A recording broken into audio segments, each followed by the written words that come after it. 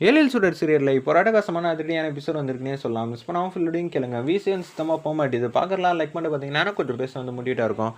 நம்ம ஏழில் மாட்டுக்கு வந்து அப்படியே யோசிச்சிட்டே இருக்காங்க. ராமையா நீங்கள் அந்த பக்கம் போய் தேடுங்க, நான் இந்த பக்கம் போய் தேடுறேன்னு சொல்லிட்டு அந்த இடத்துல வந்து வேகமாக வந்து ராமையாவும் எழிலும் ஒவ்வொரு பக்கம் வந்து போகிறாங்க.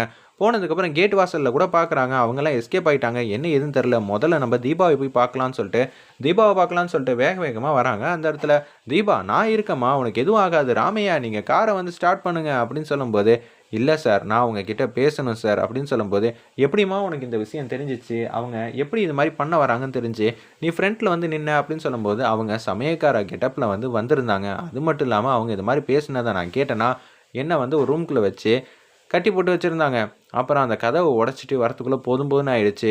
நான் வந்து உங்கள் 2 பேரையும் ஒத்துமையாக இருக்கணும் தான் சார் நான் இப்படியெல்லாம் பண்ணேன். நிச்சயம் நீங்கள் சுடரை வந்து நல்லபடியாக வந்து பார்த்துக்கணும், அதான் சார் என்னோடய ஆசைங்கிற மாதிரி சொல்கிறாங்க. தீபா தீபா இப்படி பண்ணிட்டே தீபா அப்படின்னு சொல்லி சுடரும் வந்து நம்ம இந்துமதியும் வந்து ரொம்ப வருத்தப்பட்டு இருக்காங்க. எனக்கு சுடர் எப்படி தங்கச்சியோ, தீபா நீயும் என்னோட சொந்த தங்கச்சி தான்மா, உன்னை இந்த மாதிரி நிலைமையில என்னால் பார்க்க முடியலன்னு சொல்லி இந்துமதி ஆய்வு வந்து ஃபீல் பண்ணிட்டு இருக்காங்க. அந்த இடத்துல அப்போன்னு பார்த்து, நீ எதுக்கு கவலைப்படாத, நான் வந்து உன்னை பத்திரமா பார்த்துப்பேன் தீபா அப்படின்னு சொல்கிறாங்க. இல்லை சார், நினச்சதெல்லாம் மாற்ற முடியாது சார், எப்போதும் மாற்றுற அளவுக்கு நமக்கு சக்தி கிடையாது சார், விடுங்க சார், நீங்கள் எல்லாரையும் வந்து பத்திரமா வந்து பார்த்துக்கங்க, நிச்சயம் இன்னொரு தவறு இது மாதிரி நடக்காத அளவுக்கு பார்த்துக்கங்க சார், இந்த விஷயத்தை அப்படியே விட்டுறாதீங்கன்னு சொல்லிட்டு அப்படியே வந்து தூங்கலான் இருக்கிறப்ப எனக்கு என் கண்ணுக்கு இந்துமதி தெரியுறாங்க, இந்துமதி இங்கே தான் இருக்காங்கன்னு சொன்னோன்னே, இங்கே தான் சுடர் இந்துமதியும் இருக்காங்க அப்படின்னு சொல்லிட்டு அசந்து வந்து தூங்கிடுறாங்க நம்ம தீபா. சுடர் வந்து சுற்றி பார்க்குறாங்க, தீபாங்கிற மாதிரி பேசுகிறாங்க. அப்போன்னு பார்த்து ஏகப்பட்ட அதிகாரிங்களாம் வந்துடுறாங்க. என்ன சார் ஆச்சுங்கிற மாதிரி சொன்னோன்னே, இது மாதிரி சொத்து பஞ்சாயத்து தான் அப்படின்னு சொல்லிடுறாங்க. அந்த இடத்துல அச்சச்சோ அப்போனா இது வேற எங்கேயோ ஒரு விஷயம் வந்து நடந்திருக்கு சார், அது மட்டும் என்னால் புரிஞ்சுக்க முடியுது.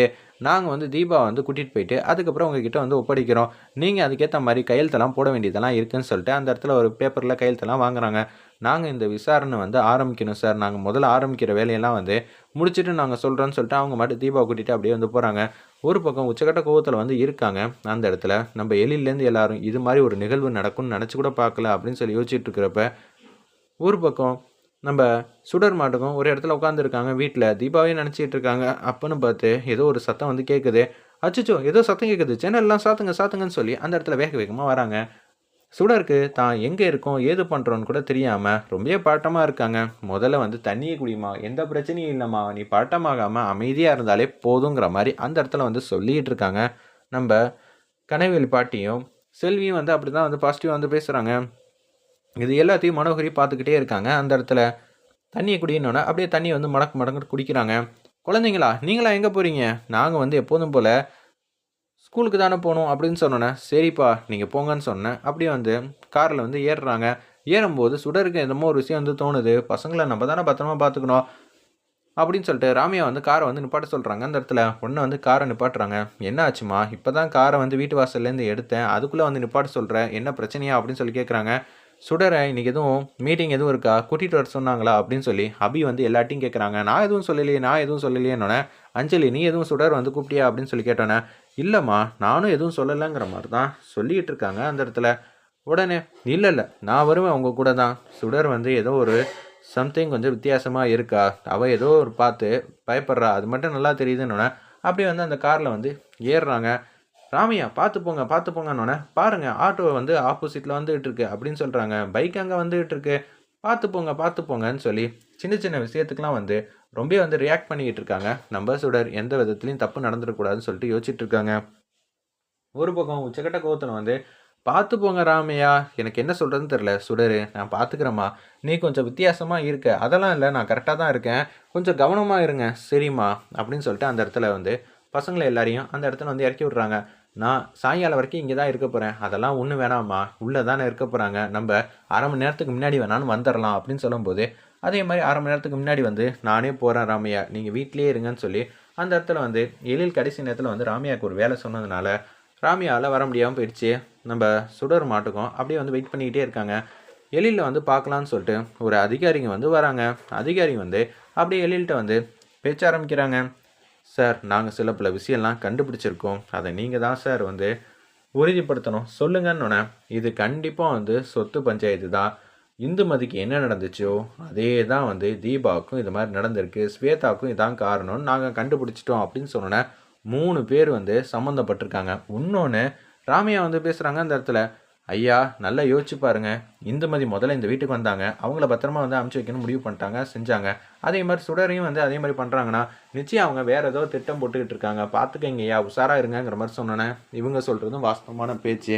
இது சொத்து மட்டும் காரணம் இல்லை, வேற ஏதோ காரணமாக இருக்கிற மாதிரி தான் தெரியுது அப்படின்னு சொல்லும்போது, சமீபத்தில் தானே உங்களுக்கு கல்யாணம் ஆச்சு, உங்களுக்கு கல்யாணம் பார்த்த வேண்டிய பொண்ணு யார் யாருங்கிற மாதிரி கேட்டோன்னே அந்த இடத்துல மனோகரி தான் அப்படின்னு சொல்லி அந்த இடத்துல சொல்லான் இருக்கிறப்ப, அதெல்லாம் ஒரு வேணாங்க, அந்த விஷயத்தெல்லாம் எதுவும் சொல்ல வேணாம், இப்போதைக்கு நடக்க வேண்டிய விஷயத்தை மட்டும் பேசுங்கன்னு எழில் வந்து சொன்னோன்னே, சரிங்க இப்போ நான் இன்னொரு கேள்வி கேட்குறேன், ஸ்வேதா இந்த வீட்டுக்கு வரத்துக்கான காரணம் யார் அப்படின்னு சொல்லி கேட்டோன்னே, இது மாதிரி சாரதா அம்மா தான், அவங்க இப்போ எங்கே இருக்காங்கன்னு சொல்லி விசாரிச்சோன்னே அவங்களும் வந்து நல்லா தூங்கிட்டாங்க அப்படின்னு சொல்லிடுறாங்க அந்த இடத்துல. உடனே வந்து அச்சச்சோ என்னப்பா அது, எங்கே தேடி பார்த்தாலும் ஒரே இடத்துக்கு தான் வருது, இந்துமதியிலேருந்து சாரதா அம்மா இப்போ தீபா எல்லாருக்கும் காரணம் வந்து ஒருத்தர் மட்டும்தான். இப்போ அவங்க சும்மா இருப்பாங்களான்னு பார்த்தா எதுவும் ஆதாரம் எதுவும் கண்டுபிடிச்சிட்டா என்ன பண்ணுறதுன்னு சொல்லிட்டு அந்த ஆதாரமே கிடைக்க விடாத அளவுக்கு தான் பண்ணுவாங்க.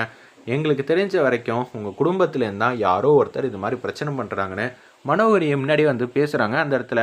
உங்கள் குடும்பத்தில் ரொம்பவே வேண்டிக்கப்பட்டவங்க தான் இது மாதிரி பர்ஃபார்ம் பண்ணிகிட்டு இருக்காங்க, எழில் நீங்கள் நினச்சிங்கன்னா டக்குன்னு கண்டுபிடிச்சிடலாம் அப்படின்னு சொல்லும்போது வந்து, எனக்கு தெரியலைங்களே, ஏன்னா எல்லாரையும் நான் ரொம்பவே நம்புவேன், யார் இப்படி பண்ணுறான்னு தெரில, ஆனால் உங்கள் குடும்பத்துக்குள்ளே மட்டும்தான் இந்த மாதிரி பிரச்சனை இருக்கும். ஏன் நான் சொல்கிறேன்னா, நிச்சயம் இந்த சொத்து விஷயத்தை பற்றி வெளியில் யார்ட்டையும் சொன்னீங்களா? இல்லை நான் யார்ட்டையும் சொல்லலை, அப்படி எப்படி ஸ்வேதா கரெக்டாக வர முடியும்? அதுவும் சாரதாமா டைரியில் வந்து எப்படி ஸ்வேதாவோட விஷயம்லாம் இருக்கும், ஃபோட்டோலாம் இருக்கும், பார்த்துக்கங்க. யாரோ ஒருத்தவங்க உங்கள் கூட நெருங்கி உங்கள் விஷயத்தை எல்லாத்தையும் வந்து தெரிஞ்சுக்கிட்டு நீங்கள் அந்த இடத்துக்கு போகிறதுக்கு முன்னாடியே வந்து அவங்க அந்த ஃபோட்டோ வந்து வச்சிடுறாங்க. அதுக்கப்புறம் தான் எல்லா விஷயமும் வந்து வெளியில் வந்து வருது. நீங்கள் சொல்கிறதெல்லாம் வாஸ்தவம் தான், சரி நாங்கள் எங்கள் கண்ணோட்டத்திலேயே வந்து விசாரிக்கிறோம், கூடிய சீக்கிரம் விஷயம் என்ன ஏதுன்னு தெரிஞ்சுப்போம் அப்படின்னு சொல்லிட்டு அந்த அதிகாரி மட்டும் போக ஆரம்பிச்சிடுறாங்க. ஐயா பார்த்துக்கங்க, அவங்க சொன்னதெல்லாம் பார்த்தா நிச்சயம் அவங்க வந்து எந்த நேரத்தில் வேணாலும் என்ன வேணாலும் யோசிக்கலாம், நம்ம தான் கொஞ்சம் உஷாராக இருக்கணுங்கிற மாதிரி அந்த இடத்துல ராமியா வந்து பேசுகிறாங்க. சுடர் வந்து வாசலே நின்றுட்டு இருக்காங்க, பசங்கள்லாம் வந்து வந்துடுறாங்க. ராமியா வந்து இன்னொரு அரை மணி நேரத்தில் வந்துடுறேன்னாரு, நம்ம இங்கேயே இருக்கலாம், இல்லையே நம்ம வேற ஏதாவது வண்டியை பிடிச்சிட்டு போகலாமே, அதெல்லாம் ஒன்றும் வேணாம் இங்கேயே இருப்போங்கிற மாதிரி சுடர் வந்து அவங்கள்ட்ட எல்லாத்தையும் பேசுகிற மாதிரி காட்டுறாங்க. ஒரு பக்கம் எழில் வந்து நமக்கு தெரிஞ்சவங்க தாம்மா யாரோ ஒருத்தவங்க பிரச்சனை பண்ணணும்னு நினைக்கிறாங்க, நம்ம தாம்மா கொஞ்சம் உஷாராக இருக்கணுங்கிற மாதிரி எழிலும் ஒரு பக்கம் வந்து யோசிச்சுட்டு இருக்கிற மாதிரி காட்டி இந்த எபிசோட வந்து அருமையாக மாதம் முடிச்சிருந்தாங்கன்னே சொல்லலாம்.